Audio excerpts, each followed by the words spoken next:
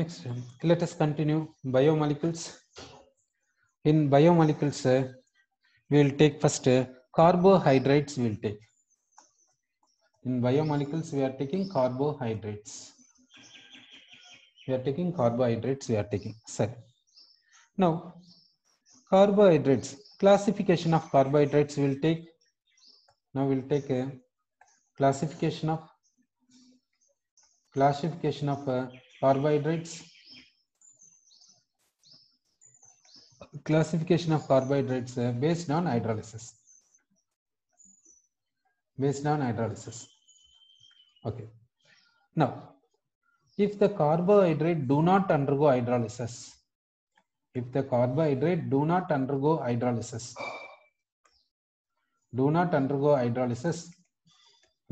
carbohydrate is called monosaccharides. That means monosaccharides do not undergo hydrolysis. For this, what is the example for this? In the sense glucose, fructose, etc. These are monosaccharides. These do not undergo hydrolysis. So, next we will see disaccharides. We are seeing disaccharides. We are taking disaccharides. They undergo hydrolysis. Next we are taking disaccharides. Disaccharides undergoing hydrolysis. So, disaccharides on hydrolysis can give how many monosaccharides? Means 2 monosaccharides it will give. Disaccharides on hydrolysis gives 2 monosaccharides. For this, what is the example? In the sense sucrose. Sucrose on hydrolysis gives what? Means glucose and fructose. Okay. So sucrose is the disaccharide. This disaccharide on hydrolysis gives 2 monosaccharides. One is glucose, another one is fructose. Sorry, okay. Next we will see trisaccharides. Trisaccharides will take. Trisaccharides undergo hydrolysis. This on hydrolysis gives 3 monosaccharides. Example we will take raffinose. Raffinose on hydrolysis in the presence of acid gives glucose, fructose, then galactose. So raffinose on hydrolysis in the presence of acid to give glucose, fructose and galactose. So next we will take tetrasaccharides. Next we are taking tetrasaccharides. Tetrasaccharides can undergo hydrolysis. To give 4 monosaccharides. Tetrasaccharides on hydrolysis gives 4 monosaccharides. So, example for this we will see stachyose. Example for this is stachyose. Stachyose on hydrolysis in the presence of acid gives one is glucose, another one is fructose, another one is 2 times galactose. So stachyose on hydrolysis gives 4 monosaccharides, like this you can say. So if the saccharides on hydrolysis gives 2 to 9 monosaccharides,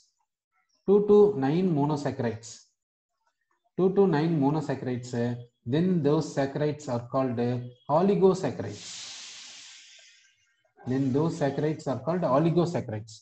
If the carbohydrate on hydrolysis gives 2 to 9 monosaccharides, then those carbohydrates are called oligosaccharides. Next one is called polysaccharides. Next we will take polysaccharides. Polysaccharides undergo hydrolysis. This on hydrolysis gives a large number of monosaccharides. Example we will see. We will take starch. Starch on hydrolysis in the presence of acid gives a large number of glucose units.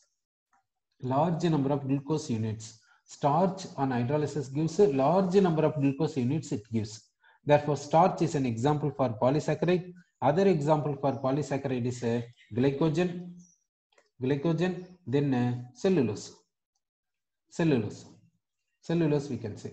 So what are the example for polysaccharides? Starch, glycogen, cellulose. These are example for polysaccharides. Sorry, okay. Next we will see homopolysaccharides and heteropolysaccharides. Homopolysaccharides and heteropolysaccharides.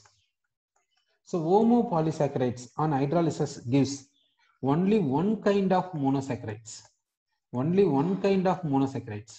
Heteropolysaccharides on hydrolysis gives different kinds of monosaccharides. So homopolysaccharide on hydrolysis gives only one kind of monosaccharides. Heteropolysaccharides on hydrolysis gives different monosaccharides. So homopolysaccharides example is what? Homopolysaccharide example is what? Means starch, cellulose. Heteropolysaccharides example is what? Means inulin. Heteropolysaccharides example is what? Means inulin. So now we classified carbohydrates based on hydrolysis. Next classification based on sweetness. Next classification based on what? Means sweetness. Now based on sweetness, two types possible. One is sugars. We can say. Another one is non-sugars, we can say. One is sugars, another one is non-sugars. Sugars in the sense that sweet taste will be there. Non-sugars in the sense sweet taste will not be there. Okay. Sugars are crystalline solids. And non-sugars are amorphous solids. This is sugars are soluble in water. These are insoluble in water. Next, example for sugars are monosaccharides, oligosaccharides. Next, non-sugars example is what? Means polysaccharides. Non-sugars example is what? Means polysaccharides, we can say. Next, we can say relative sweetness. Relative sweetness we'll say. Lactose. For lactose, relative sweetness is 16. For maltose, relative sweetness is 32. For galactose, relative sweetness is 32. For glucose, relative sweetness is 74. For sucrose, relative sweetness is 100. For fructose, relative sweetness is 173. Now, carbohydrates, in carbohydrates, some carbohydrates are sugars, sweet taste is there.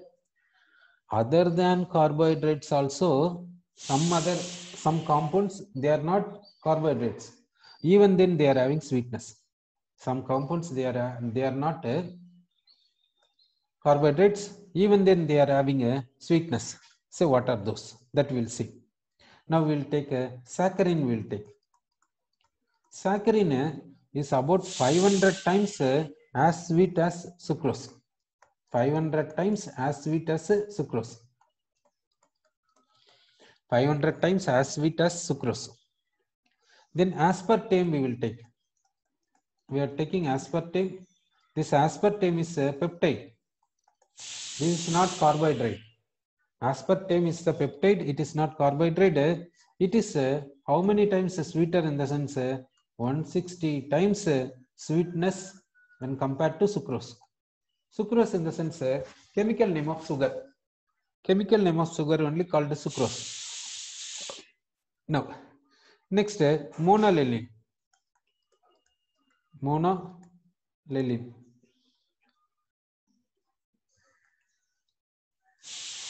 Now, this is a protein. It is protein. This is a 2000 times sweeter than sucrose. 2000 times sweeter than sucrose. So, other than carbohydrates also sweetness is there. The compounds which is not carbohydrate also having sweetness. Sir, okay. Next classification based on reducing nature. Next classification based on reducing nature. Based on reducing nature, we will classify. Sir, based on reducing nature, two types possible. One is reducing sugars. One is reducing sugars. Another one is called non-reducing sugars. Non-reducing sugars. So, based on reducing nature, two sugars we got. One is reducing sugars. Another one is non-reducing sugars. So, reducing sugars means this will respond Felling's test, Benedict's test, tolerance test. Reducing sugars means it will respond positively Benedict's test, Felling's test, tolerance test. Non-reducing sugars means it will not respond tolerance test. So reducing sugars respond tolerance test, Felling's test, Benedict's test. Non-reducing sugars do not respond for a tolerance test or Benedict's or Felling's. Sir. Now, what is the example for reducing sugars? Reducing sugars example is all monosaccharides. All monosaccharides are reducing sugars. Then disaccharides. In disaccharides, what is the example in the sense maltose and lactose? Maltose and lactose. Maltose and lactose. Then non-reducing sugars. Non-reducing sugar example is what means disaccharide. Disaccharide sucrose. Sucrose is the example. So sucrose is a non-reducing sugar, whereas maltose, lactose, all monosaccharides are reducing sugars. Then classification based on a functional group of monosaccharides. Classification based on a functional group of monosaccharide. If functional group is aldehyde, then the monosaccharides are called aldoses. The monosaccharides are called aldoses. If functional group is ketone, then the monosaccharides are called ketoses. Sir. Next, classification of monosaccharides based on number of carbons. Based on number of carbons. If number of carbons are 3, then the monosaccharide is called trioses. Okay. So if the number of carbons are 4, then tetroses. Tetros. If number of carbons 5, pentose. If number of carbons 6, exos. So here monosaccharides are classified based on number of carbons. Monosaccharides classified based on number of carbons, we said. Okay. Next, we will see aldotriose and ketotriose. We'll see. Now we'll see aldotriose. Aldotriose in the sense it is having 3 carbons. 1 carbon is here, 2nd carbon is here, 3rd carbon is here. Okay, here this carbon is having 1H and OH. This is in this one aldehyde is there, therefore aldo. 3 carbons are there, therefore tri. Okay, so this is monosaccharide. In this aldehyde functional group, therefore aldo. 3 carbon atoms are there, therefore tri. Therefore it is aldotriose. This is aldotriose. The name of this aldotriose is called what means glyceraldehyde.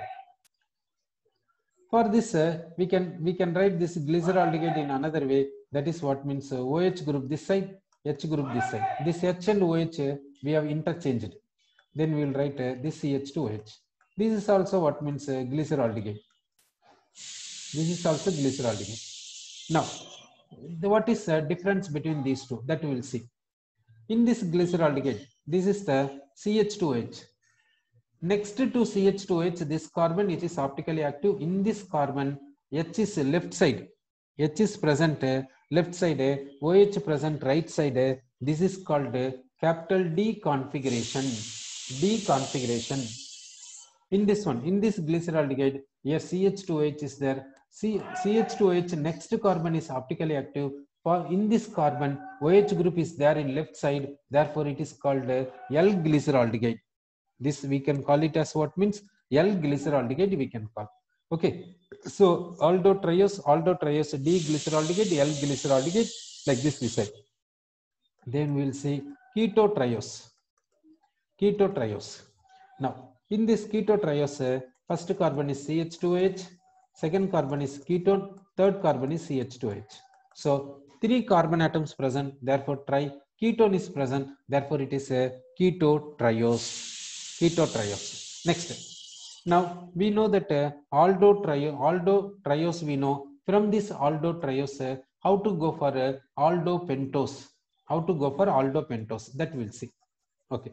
Now we know aldotriose. One is a D-glyceraldehyde, another one is a L-glyceraldehyde. Okay. Now we will go for a aldotetrose. We will go for aldotetrose. So how to write aldotetrose? Okay. Now this we will take in a 2 form. This aldotriose will take in a 2 form. One is here. This is a D-glyceraldehyde. I will write. It is a D-glyceraldehyde. I will take D-glyceraldehyde another time. I am taking D-glyceraldehyde another time I have taken. Okay. Next we will write a tetrose, in the sense another carbon we have to include. That another carbon we will write. So another carbon how we are writing means HOH. Here another carbon we will write reverse. Okay. Next, so for this D-glyceraldehyde, from D-glyceraldehyde we got 2 times aldotetrose. 2 times aldotetrose we got. This is called what means erythrose. This is erythrose.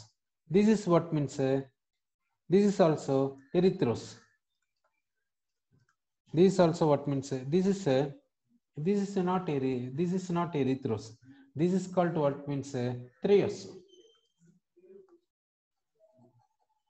This is called what means threose, we can say. This is called what means threose. So from aldotriose we got aldotetrose. How many means one is erythrose,